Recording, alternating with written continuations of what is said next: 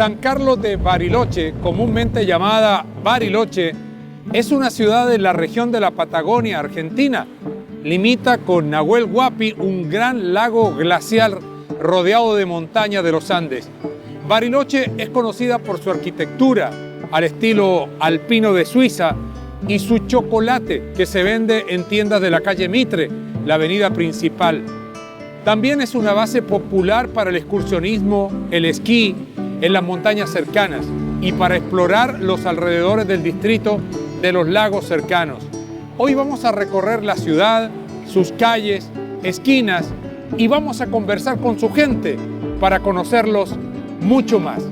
Bienvenidos a recorrer Bariloche en medio de este frío tremendo.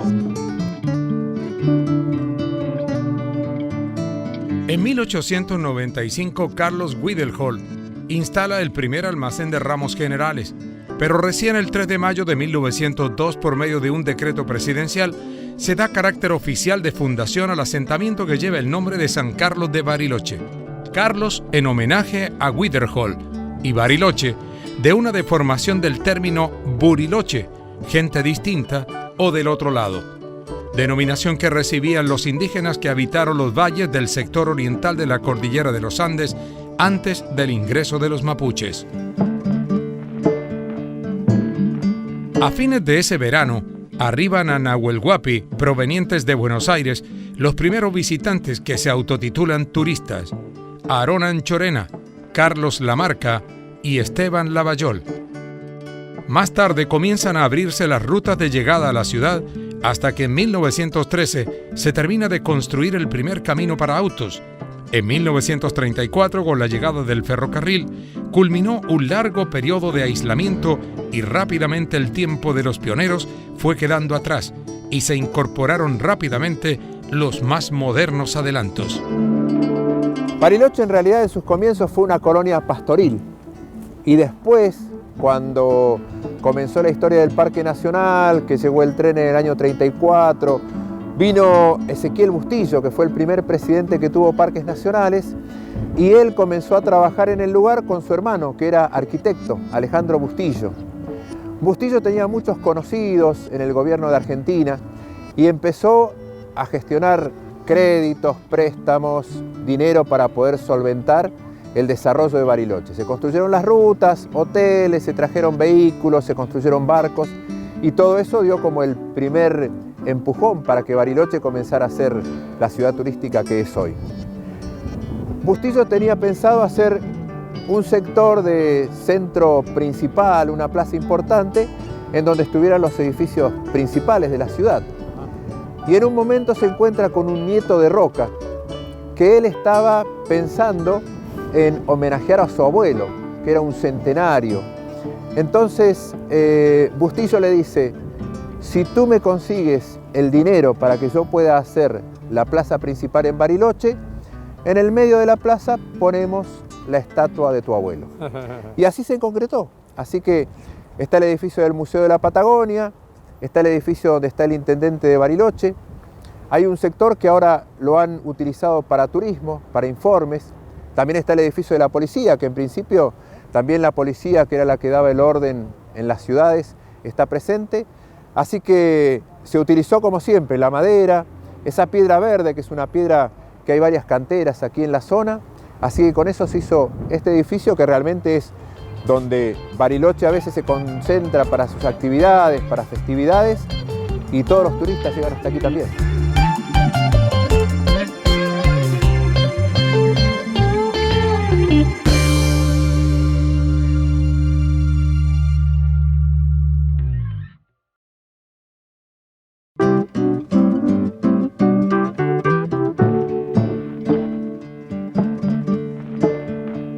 Antes de que el hombre apareciera en esta región patagónica, ya el medio ambiente conformaba un paisaje imponente. Las abundantes precipitaciones y las grandes cuencas permitieron una exuberante vegetación en los faldeos de las montañas, donde reinaba el ciprés y el gigantesco coigüe. Gran variedad de vegetación arbustiva y pastos naturales albergaban una importante fauna. Las transparentes aguas de los ríos y lagos eran habitadas por la perca y el huillín, El guanaco junto al ñandú y el huemul constituían parte de esta riqueza. En este escenario aparece el hombre hace muchos miles de años. Después de las glaciaciones, irrumpe en la zona de Nahuel Huapi los tehuelches, los puelches y los pehuenches, que estarán hasta la segunda mitad del siglo XVII, momento en que sus culturas serán absorbidas y cambiadas por la aparición de una raza más fuerte y evolucionada, como fue la del pueblo araucano, provenientes del antiguo territorio chileno. Estos comenzaron su penetración a través de los Andes hacia el este y marcaron con su cultura a los pueblos que habitaban la Patagonia. Los pueblos originarios de la Patagonia se pueden dividir así como en tres grupos más importantes y después hay muchas divisiones. Pero en el sur, bien al sur, donde está la isla de Tierra del Fuego, ahí estaban los Onas. Un poquito más al norte, en Santa Cruz y parte de Chubut, estaban los Tehuelches. Y en esta región de Río Negro y Neuquén, el Mapuche. Incluso el Tehuelche, cuando era invierno, migraba del sur hacia esta zona y con el Mapuche hacían intercambios. Así que ellos son básicamente los pueblos originarios. Todo eso hasta que llegó lo que se llama la conquista del desierto. Argentina quería expandirse hacia el sur y entonces, para lograr soberanía, envió al ejército y lamentablemente ahí terminaron con gran cantidad de los mapuches que vivían en este territorio. Mataron muchos, a otros los tomaron prisioneros, los llevaron a Buenos Aires y ahí los entregaron a las familias más pudientes, las mujeres, los niños, para trabajar en las casas, y los hombres quedaron como prisioneros, como esclavos. Después, con el tiempo, por ejemplo, a través de Moreno, él consiguió la libertad de algunos de los caciques que él había llegado a conocer. Moreno, que fundó el Museo de la Plata, por ejemplo, lo llevó al cacique Inacayal a vivir con él en el museo. Inacayal muere en el museo. Dicen que un día se saca la ropa, se va a un lugar, se sienta frente al sol y ahí muere el cacique Inacayal, amigo de Moreno. Cuando se llega a San Carlos de Bariloche, es habitual investigar sobre la existencia o no del monstruo del lago Nahuel Huapi, un mellizo del que aparece en el lago Ness, en el norte de Escocia. Pero lo que aquí se encuentra es una variedad diversa de animales que habitan la zona. Ellos están bien representados en el museo ubicado en el centro de la ciudad de Bariloche. La fauna es abundante. Lo único que es difícil de ver, sobre todo los grandes mamíferos, como el puma, por ejemplo, son animales que andan de noche. El puma, el ciervo, el zorro. Lo que sí se puede ver son aves. Hay muchas aves en el bosque y muchas aves acuáticas. Más o menos unas 160 especies de aves hay dentro del Parque Nacional. Para el turista común, tal vez pasan desapercibidas. Pero también tenemos gente que son ornitólogos que vienen a ver las aves. Y entonces, si uno sale en grupos pequeños, con un larga vista y con paciencia, puede llegar a ver o a escuchar la fauna del lugar. Acá en esta zona también hay cóndores, por ejemplo. El cóndor, si uno presta atención cuando va a lugares con montañas altas, lo puede ver sobrevolando. Y también hay picaflores, que son muy pequeñitos. A veces difícil de ver, pero uno los siente volar, escucha sus cantos. Realmente el lugar es muy lindo, es muy tranquilo y mucha gente disfruta también de poder ver la fauna del lugar. Yo, cuando la gente me consulta por la fauna, les recomiendo venir al museo para poder ver que existe una cantidad importante. Y eso tal vez después los motiva a que cuando van a algún lugar estén más en silencio, prestando atención, y de ese modo pueden llegar a tener algún contacto con la fauna del lugar. La figura extraordinaria del perito Francisco Moreno constituye uno de los ejemplos de esa pléyade de hombres y mujeres notables que formaron parte de lo que la historiografía argentina ha llamado la generación del 80. Un trabajo sobre la Patagonia argentina sin incluir su nombre no tendría sentido. Eduardo, hola. Desde que llegamos aquí a la Patagonia, hemos oído hablar todo el tiempo de este caballero que está acá, el Perito Moreno. El Perito Moreno. ¿Quién es el Perito Moreno? Francisco Pascasio Moreno, así se llamaba, y él fue el primer argentino que llegó acá, al lago Nahuel Huapi, en 1876. Vino varias veces, recorrió la Patagonia, esta zona la recorrió mucho, incluso se hizo amigo de los caciques que habitaban en esta zona, de Inacayal, de Foyel, Sayhueque, que era el jefe de todos los mapuches que vivían acá en la zona patagónica. Y por su conocimiento de la geografía, en el año 1900 Chile y Argentina marcaban las fronteras, había una disputa, cada uno tenía un punto de vista diferente, y el gobierno argentino lo contrata a Moreno porque era de los pocos argentinos que conocían bien la geografía. En esa época, Chile y Argentina, que no se podían poner de acuerdo con los límites, llaman a un país neutral, que en ese caso es Inglaterra. Envía a sus representantes, recorren la cordillera de los Andes durante todo un verano. Hay aproximadamente 40 lugares en donde los ríos, algunos van al Pacífico y otros van al Atlántico. Pero no porque cada uno nace en un lado de la cordillera, sino que del lado argentino también nacen ríos que van hacia el territorio argentino, luego doblan y siguiendo el desnivel de la montaña terminan en el Pacífico, que es algo raro, pero la naturaleza es así. Por eso Chile pretendía que los ríos fueran los límites y Moreno decía que no, que los límites tenían que ser la cordillera, que era algo más firme, que nunca se podía modificar. En cambio los ríos, decía Moreno, con alguna represa, tal vez se puedan modificar y cambiar los límites. Como no se pusieron de acuerdo, vino Inglaterra, recorren, escucha todas las historias y define que los límites pasan por las cumbres más elevadas de la cordillera de los Andes. Eso a Moreno le valió una recompensa. El gobierno le pagó, le dio territorios en las provincias de Río Negro o Neuquén. Moreno eligió un lugar que para él era muy lindo y le pidió al gobierno que ese lugar lo protejan, lo reserven y que las presentes y futuras generaciones lo puedan disfrutar. El gobierno argentino acepta y nace la primera reserva natural de Argentina, la Reserva Pro Parques Nacionales del Sur. 6 de noviembre de 1903, y ahí empezó la historia de los parques nacionales en nuestro país. Por eso a Moreno se lo recuerda como el padre de los parques nacionales.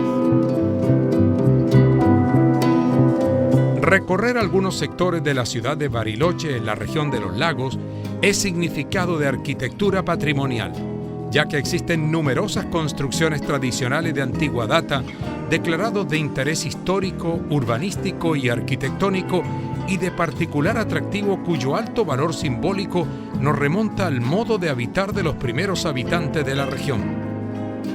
Esta infraestructura de carácter tipo europeo está enraizada en aquellos estilos arquitectónicos vinculados a las primeras actividades desarrolladas en la existente colonia Nahuel Huapi y adaptadas al terreno y al clima, producto de la fusión cultural y los materiales disponibles en la zona. Aquí en esta zona, Bariloche al principio eran hosterías, cabañas, edificios pequeños. Luego, en los 80, se desarrolló, comenzaron a construir grandes hoteles, grandes edificios, pero hace unos 15 años atrás se volvió a lo que era Bariloche, una aldea de montaña. Así que se empezó nuevamente a construir, usando piedra, madera. Aquí en la zona se usa mucho el ciprés de la cordillera, que es una madera muy buena. Si bien dentro del Parque Nacional esos árboles se protegen, de afuera del Parque Nacional, que también es muy extenso, se han traído esos árboles. Y también se empezó a usar el tronco entero, no solamente hacer las vigas, hacer los tirantes. Aquí se ha trabajado muy bien, hay muy buenos artesanos en madera aquí en Bariloche. Así que eso se ha aprovechado y realmente se luce mucho la ciudad. A lo largo del centro, las rutas que van hacia el puerto, que van por la orilla del lago, se han hecho muchas de estas construcciones.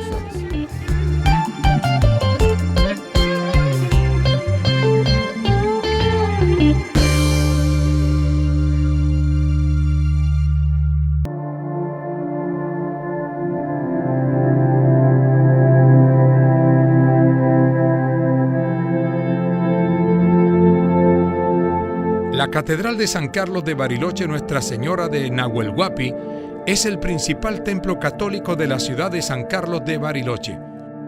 Eduardo, uno de los sitios más emblemáticos aquí en Bariloche sin duda es el edificio de la catedral. ¿Cuál es la historia de la catedral de Bariloche? Bueno, aquí en Bariloche, en el Parque Nacional, desde el año 38 en adelante, estaba Ezequiel Bustillo, era el presidente de Parques, y su hermano Alejandro era arquitecto, y ellos trabajaron en conjunto.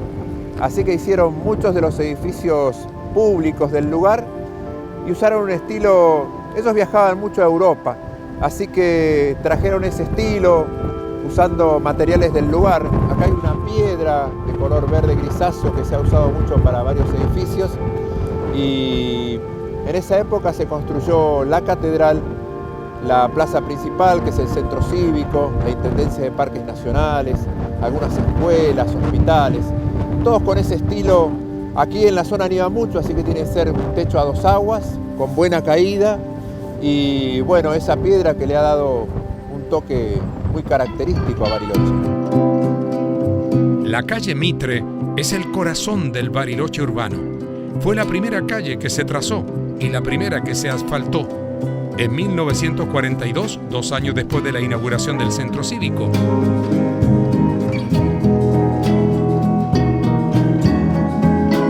Es la arteria más recorrida. Durante mucho tiempo la gente del lugar, los que tienen comercios y restaurantes, querían que fuera más accesible para la gente, para poder caminar, y siempre había mucho tránsito de vehículos, de ómnibus, que es lógico, Bariloche es turístico. Pero bueno, se logró que sea peatonal. Pueden andar vehículos pequeños, autos, combis, pero no grandes colectivos. Y de ese modo la gente puede recorrer y disfrutar más. Siempre que hay eventos, desfiles, para la fiesta del chocolate se adorna, para Navidad también. Así que la gente tiene mucha oportunidad de poder caminar, recorrer, ver los comercios.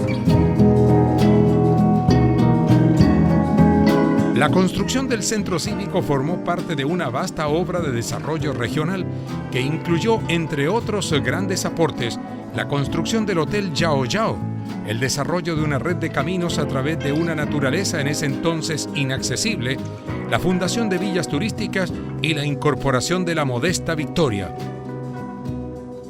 En el centro de la plaza se encuentra el polémico monumento a Julio Roca.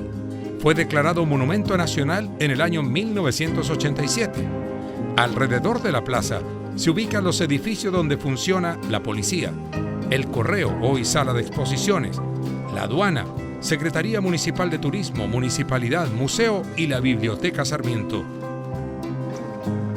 En la torre, que se ubica sobre el edificio de la municipalidad, se encuentra un enorme reloj en el cual a las 12 y a las 6 de la tarde aparecen 4 figuras representativas de la zona: el indio, el misionero, el conquistador y el labrador.